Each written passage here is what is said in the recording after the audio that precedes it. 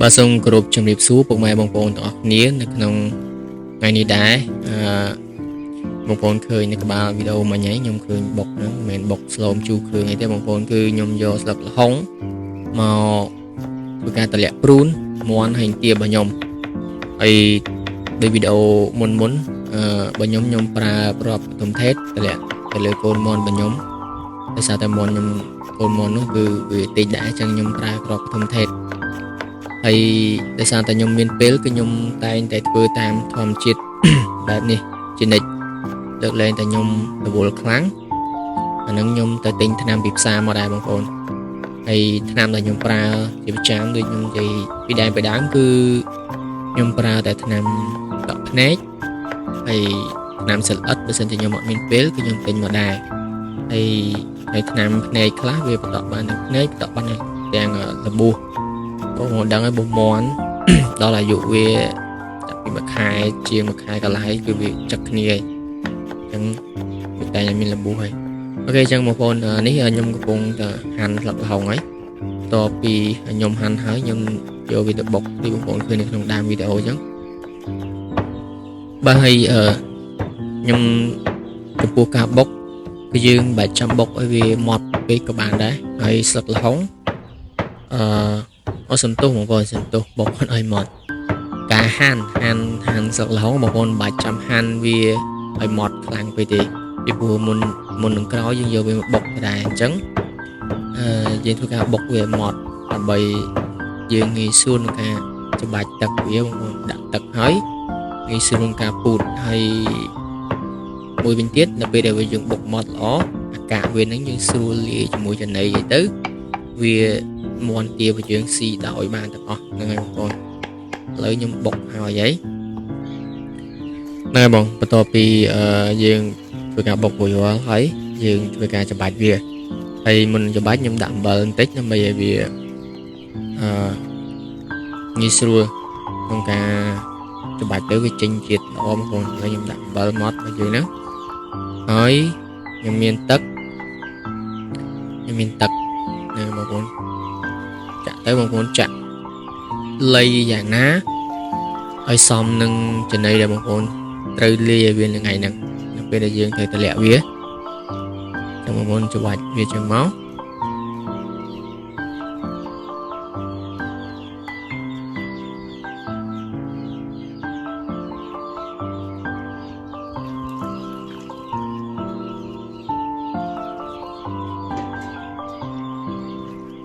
ba một con cho bạch đi nhầm chân máu hay phụt vía tới bờ bông môn mới tật về tới một con tham tật ấy tê vì là bỏ thòm chiết chân vì ở bánh hà để dưỡng đã lên qua thì túi vì ở che chip kho là cái đó sạch bởi dưỡng thế nên một con cho bạch chân nó và tôi bên máu một con rồi bay so hiện vào của bán có bay dương khung mòn hôm kia với nó của bạn này còn giờ về máu cắt là mồm nó là bị cho giờ cả vía hay giờ tật vía xì một cá dương cho bỏ môi trên này thì đại đi là tất dương chùa trên nó là bay dương lia cho môi trên này phó hơi dương chặt lia nhưng không tật ở việc phát phòng trong một bồn vô đặc biệt bay thì có xài nhưng máu thì có bay các bạn ấy là bay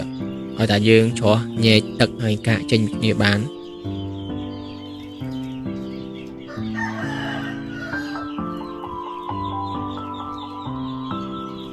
ba riêng lại sẽ đông đại thì vụ cần cho bạch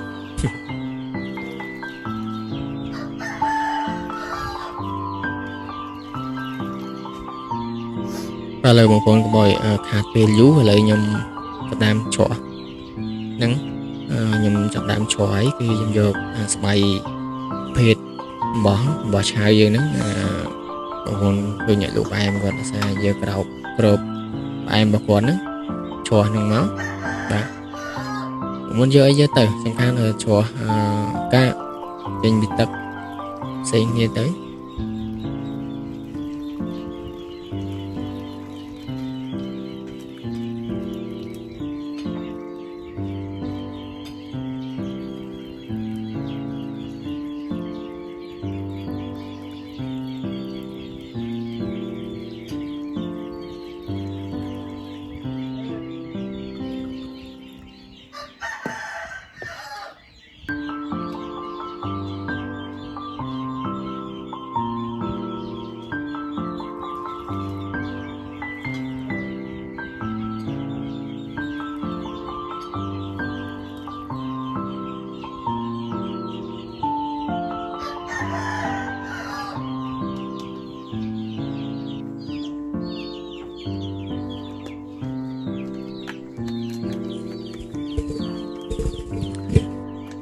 បាទឥឡូវបន្ទាប់ពីយើងធ្វើការច្បាច់ស្លឹកល្ហុងបើយើងរួចរាល់ឥឡូវយើងចូលដល់ដំណាក់កាលយើងលាយជាមួយចំណីដែលយើង ត្រូវឲ្យវាស៊ីក្នុងការតម្លាក់ថ្ងៃហ្នឹងអញ្ចឹងថ្ងៃនេះខ្ញុំមានកន្ទក់ហើយបាយកកបើបាយកកបងប្អូននៅជាប់ផ្ទះហ្នឹងគាត់សល់អញ្ចឹងគឺគាត់តែនិយាយមកឲ្យខ្ញុំហើយថ្ងៃហ្នឹងខ្ញុំមានតែប៉ុណ្្នឹងទេខ្ញុំមានតែកន្ទក់ហើយបាយកកទេបើខ្ញុំលាយឲ្យវាស៊ីធម្មតាទូទៅរាល់ថ្ងៃខ្ញុំដាក់ផ្អកតកួនមួយមុខទៀត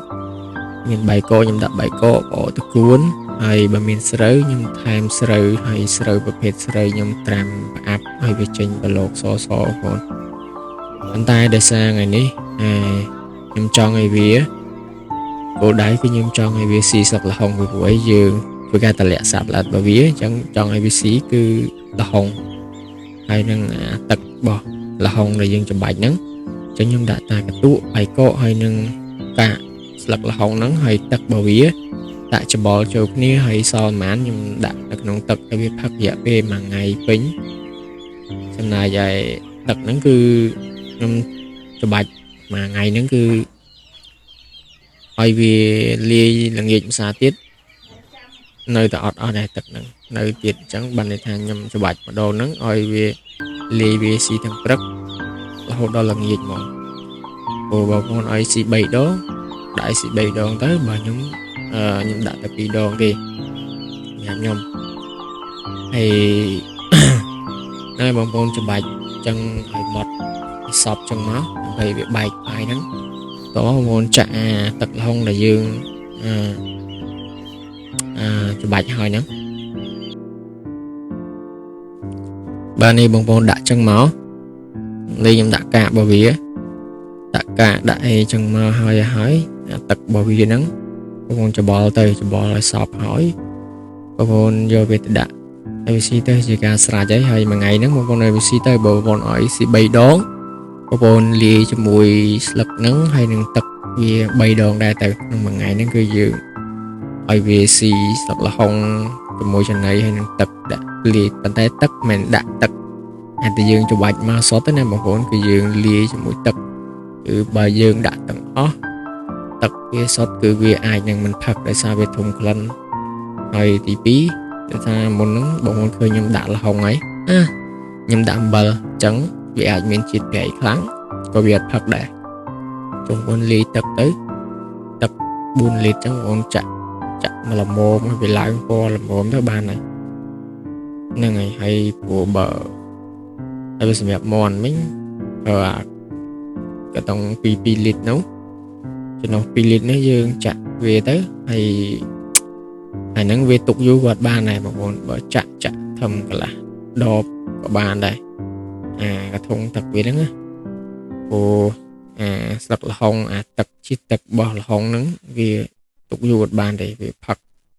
តែមួយថ្ងៃកន្លះថ្ងៃអីហ្នឹងគឺវាផ្អូមហីវាឡើងពពុះឡើងអីចឹងបងប្អូន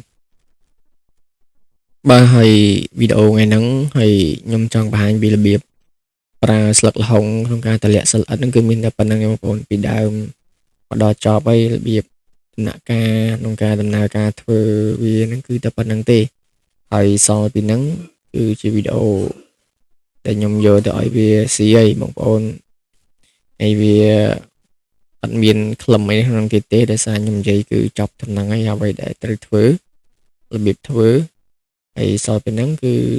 សកម្មភាពរបស់ខ្ញុំដាក់ចំណីឲ្យវាហើយបងប្អូន